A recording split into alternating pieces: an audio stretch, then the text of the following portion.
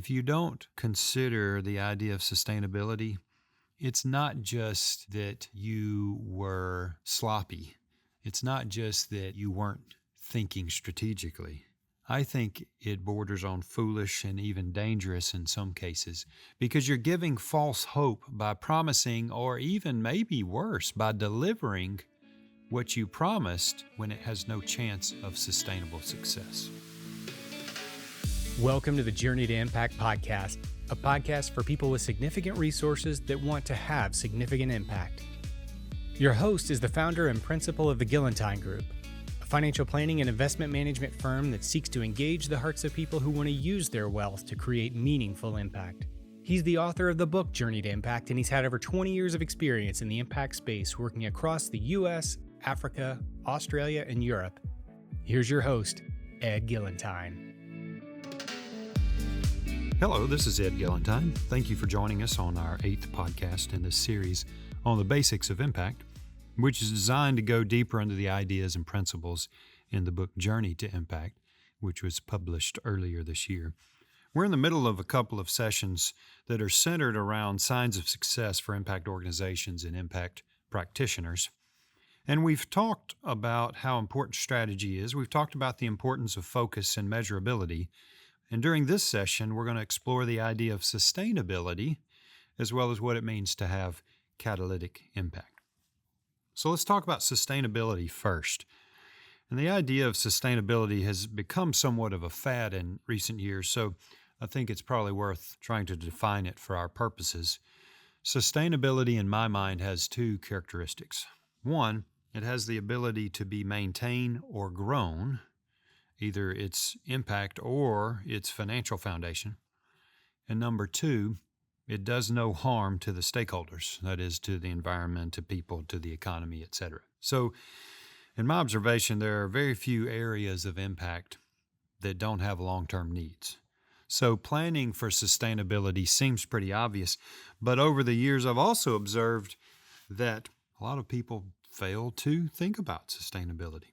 And I've seen the devastating effects on people and organizations when they have initial success, and a lot of times they have a lot of significant initial success, and then they have to pull out due to sustainability issues. Did you know, and this is from research about 10 years ago, pure water wells in Africa have an average lifespan of less than 2 years? I mean, that's insane, don't you think? And there are plenty of reasons for it. They're expensive to maintain. They have ridiculous requirements that are put on them by the aid agency that installed them. There's lack of buy-in by the local community, lack of education, all those sorts of things. But at the end of the day, ridiculous amounts of money, time, energy that were spent on these wells were not sustainable. So think about if you lived maybe in rural Uganda and an aid group came in and dug a well and provided pure water for you and your children. And then a few weeks later, after they got everything set up and did a little bit of training with you, they left to go do another well, right? And then maybe 6 months later, the well starts breaking down, or maybe the training that they gave you wasn't extensive enough. And so you and your family are back to drinking contaminated water with all its resulting health issues, right? How would you feel? And I think, at least for me, that's sort of a picture that impresses on me the importance of sustainability. I can only imagine the number of schools, medical clinics, churches, those types of things that have been built all over the world that are in shambles in 3 to 5 years. And again, there's a million reasons for it, but many times it's simply because nobody thought about sustainability. And I would say this, even though we can't guarantee anything in this world, right? There's tons of things outside our control. I would say that if you don't consider the idea of sustainability, it's not just that you were sloppy. It's not just that you weren't thinking strategically. I think it borders on foolish and even dangerous in some cases because you're giving false hope by promising, or even maybe worse, by delivering what you promised when it has no chance of sustainable success. By the way, here's a clue to sustainability. Ask the people you're trying to help what they think. Ask them what they need. Ask them how to make it sustainable. They live there, right? They're in the middle of it. They understand things you're never going to understand, particularly about the culture and the history of the location that you're working in. If you want to have true sustainability, ask the opinion of the people you're trying to help. In my experience, they know a heck of a lot more about the situation than you do. One of the reasons I love business as an instrument of impact is because I feel like it's inherently more sustainable than an NGO or what we would call a nonprofit in the U.S. Even small businesses can have an outside impact. So if you think about the DNA of a business, it should produce a good or a service, right, that brings value to the customer, while also providing the producer or the service provider with enough profit to pay their business expenses, pay their employees, and have some money left over to invest back into the business. If you think about what businesses provide, they provide purpose, they provide dignity, which, by the way, is something that we just gloss over and don't talk about much, but it's a huge deal. They provide purpose, they provide dignity, and they provide income for people to provide for their families. And a business also provides a balanced framework for having sustainable impact. So a lot of people will criticize businesses because, quote, all they focus on is making money. And I think there are many examples of that being true. A lot of businesses are way too focused on the bottom line as opposed to all the other areas that they need to be balancing out. But that's a discussion for another day, an important discussion that hopefully we'll be able to have a little bit later. But for the most part, businesses need to make money so they can stay in business, pay their employees, pay their expenses, and keep providing their product or service. Making money is simply one of the metrics of whether or not the business is sustainable, right? One of the metrics, obviously, let's say you make a widget. One of the metrics is, can you make the widget, right? How many did you produce? We hear a lot about Tesla trying to produce all these cars. Well, that's one metric. But what if they can't produce them and sell them where there's money left over at the end to pay for employees and loans and all that stuff, right? I personally have never met a business manager or a business owner who wakes up in the morning and says, I've got to have cash. My sole purpose in life is to have cash, right? Is to make a profit. It's because cash is just a metric. If you'll allow me this analogy, cash is just the blood that flows through the veins of a business. If you don't have cash, you're not going to be able to pay your people. You're not going to be able to do what you want to do. You're not going to be able to be sustainable. So think about an organization that I know that's in Addis Ababa in Ethiopia that works with trafficked women, right? They teach them a job skill. In their cases, scarves, purses, jewelry, and the like, and then they resell it for them, right? So they intentionally hire women that have escaped the sex trade, trafficking. Do they hire them all? No. Could they hire more ladies right now? I think there's about 25 or 30 working in the company right now. Do they have enough cash on hand to hire 5 more, maybe 10 more? Yeah, they do, but they'd only be able to do that for probably a month, maybe 2. And then what happens to those 25 or 30 ladies that had been able to escape the trafficking and begin to rebuild their lives? Well, they're back on the street too, no jobs. What's the likelihood of them getting sucked right back in, right? Pretty high. So this business works really hard to build their customer base, to build their product line. But why do they do it? So they can have more cash in the bank, so they can make lots of money? Nope, not at all.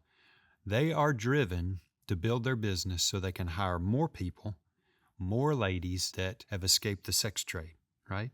And over time, it's likely that as the business grows, not only are they going to help more and more women escape, but they're going to provide them with a life and a way of support after the escape. Everybody likes the drama of the escape.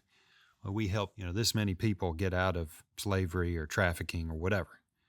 But not many people like the hard work that comes with rebuilding lives after they escape. So this business helps them with a job. It provides financial security so they don't get sucked back in. It provides funds for their children to go to school. Statistically, research shows that kids that go to school are much less likely to fall into the sex trafficking trade. They're much less likely to get sucked into sweatshops, right? And this business allows these moms to pay the school fees for their children.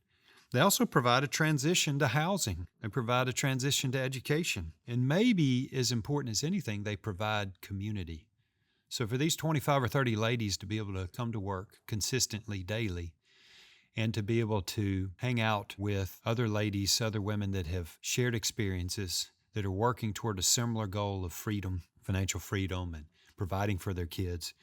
That is a tremendous sense of community that holds them together. And all these things are important pieces to sustainability. I can say this, that every successful impact organization or successful impact practitioner is asking the question, is this sustainable? Closely related is the idea of catalytic impact. And one of my favorite examples of catalytic impact is the Memphis Child Advocacy Center. You've heard me mention it before. To give some context for the impact sector that we're talking about, there are thousands of reported child abuse cases and child sex abuse cases that occur each year all over the world. And in addition to the reported cases, we know that statistically in the United States, less than 20% of the actual abuse is reported. And I suspect it's a lot worse in other countries around the globe. But whether it's developed countries or developing countries, whether it's urban or suburban or rural, it is a true modern-day scourge. It's ridiculous, in my view, that in our day and time, we are still fighting this battle. And speaking of topics to bring back up later, how in the world does the sex trafficking trade, particularly with children, how does that occur without customers, right? We'll hopefully come back to that in some of our interviews later in some of our podcasts. But if you think about the Memphis Child Advocacy Center, they have a holistic, multi-tiered approach to helping abuse victims. So they help thousands of children and families every year. They continue to help more and more each year, and they expand their reach.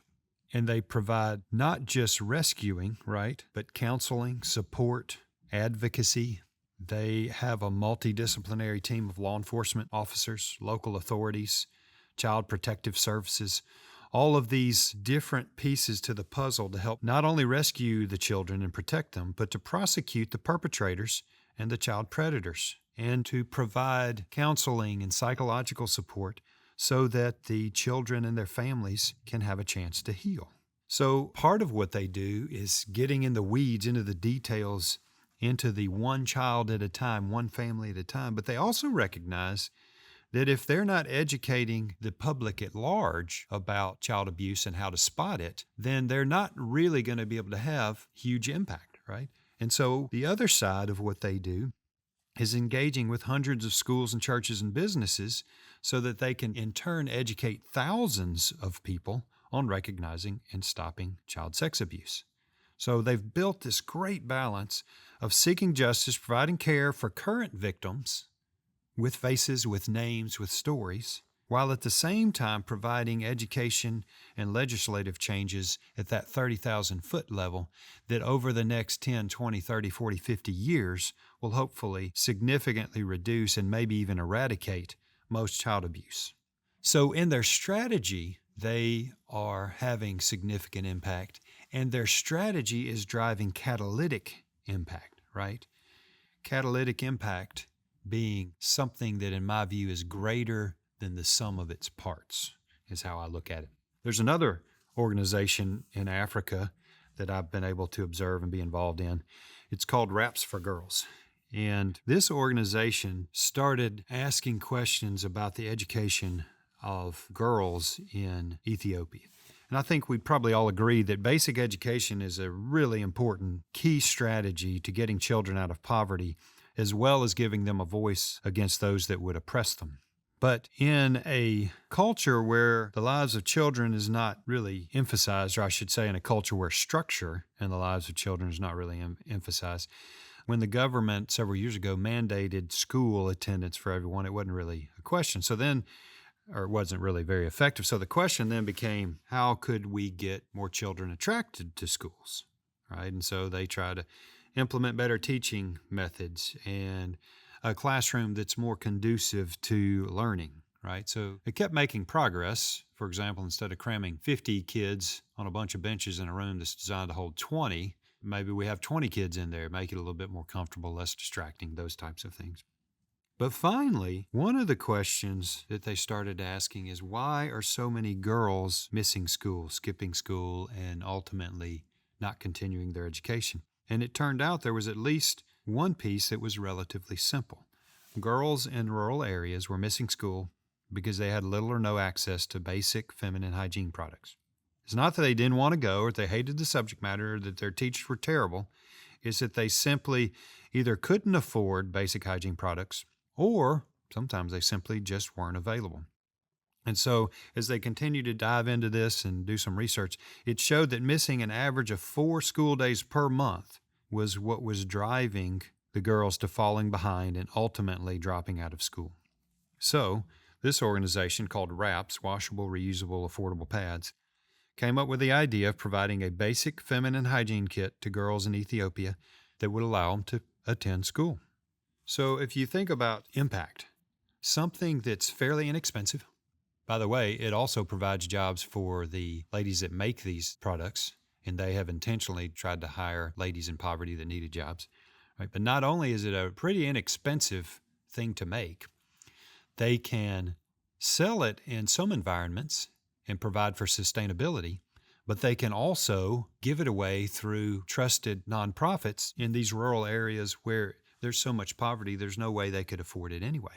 But think about the impact that they're having for all these thousands of girls, and now giving them an opportunity to stay in school, to not be embarrassed, to reduce some of the illnesses that they had had to struggle with, to reduce some of the social stigma that came with not having the feminine hygiene products. It seems like such a simple idea, and yet it has a catalytic approach. So as you put together your personal impact strategy, make sure that it has sustainability as one of the core values, but also look for organizations that are having catalytic impact, that is, greater impact than the sum of its parts. Here's the deal. There's so much need in our world, and there's such limited resources.